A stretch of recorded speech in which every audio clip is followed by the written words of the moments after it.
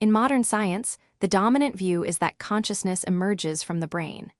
This materialist perspective sees the body as a complex biological machine and the soul as an illusion, a byproduct of neural activity. For example, when you hit your head, your consciousness can be altered or lost, suggesting it depends entirely on brain function. Philosopher Daniel Dennett calls consciousness a user illusion. This view has practical implications.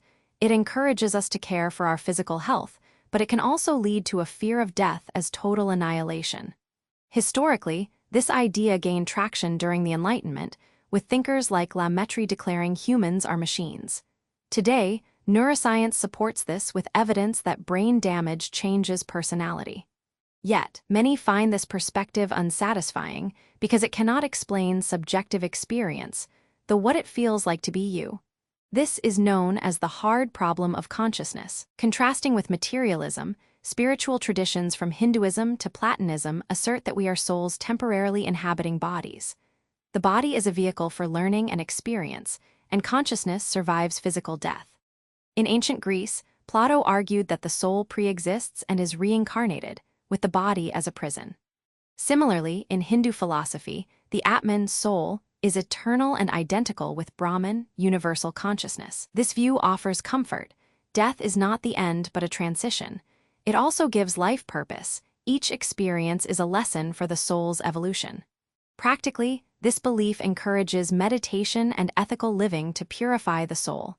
In near-death experiences, many report leaving their bodies and observing from above, supporting this perspective.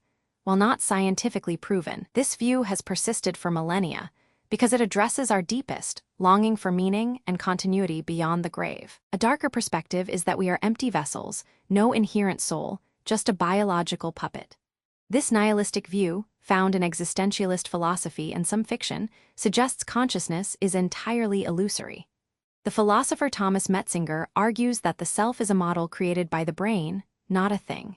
In a metaphysical twist, some believe the body can be occupied by external forces like archetypes or entities. For example, in shamanic traditions, possession is a real phenomenon where a spirit inhabits a person. This view can be frightening, implying we have no free will or core identity. Yet, it also liberates.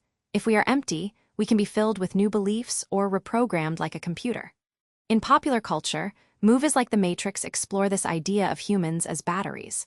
While unsettling, this perspective challenges us to question who we really are beneath the layers of conditioning. To clarify your own stance, try this simple meditation. First, close your eyes and imagine your body as a temporary house. You are the resident, not the house.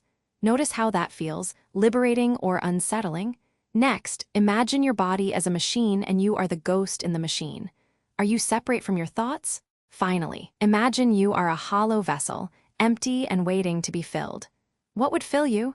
Your visceral reaction to each reveals your deepest belief. For example, if the first feels natural, you lean towards soul first. If the second feels true, you may be a materialist. If the third resonates, you might be exploring nihilism. This meditation is from ancient contemplative practices adapted by modern psychologists. Do it daily for a week and journal your feelings. Over time, you'll see which perspective aligns with your core self.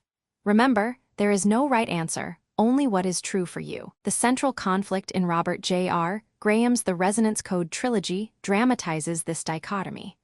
The story presents a cosmic war between those who see themselves as bodies to be edited and those who know they are souls composing reality. The antagonists, the editors, believe consciousness is malleable and can be rewritten like code. They seek to control reality by force.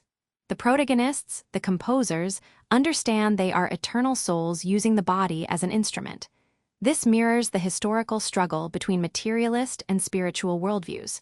For instance, the Gnostics of early Christianity believed the material world was a prison created by a false god, while the soul must escape to the pleroma.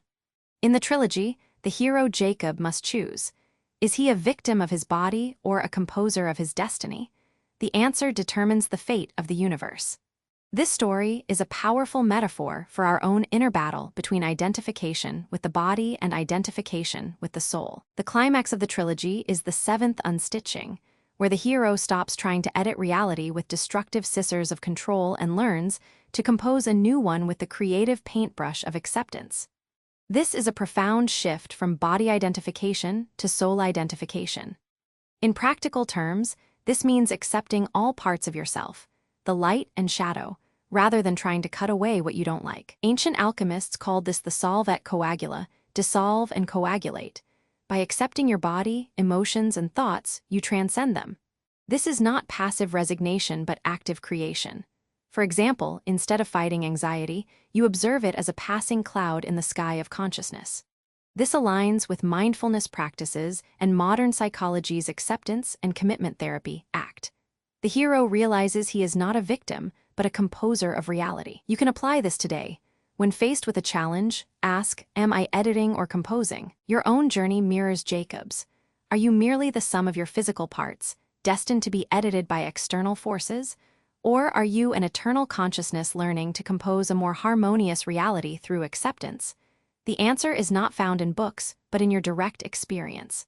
Begin today by practicing the meditation we discussed. Then, explore the Resonance Code trilogy to see this cosmic battle unfold. Subscribe to our channel for more explorations of consciousness and share your thoughts in the comments.